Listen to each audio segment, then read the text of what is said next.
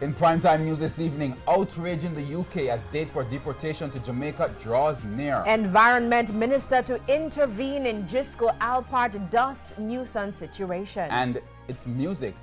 Antics bus driver says viral video was part of a project. Hello and welcome to Primetime News on air and online at onespotmedia.com. I'm Janella Precious. And I'm Herman Green. Also in the news this evening, we have the business day, and Andrew Laidley is here to tell us what's coming up. Andrew. Yes, Herman. Well, the runaway dollar is at it again. The Jamaican currency declined to a new low against its U.S. counterpart today. I'll tell you all about that and much more in Financial Week. And Jordan Fort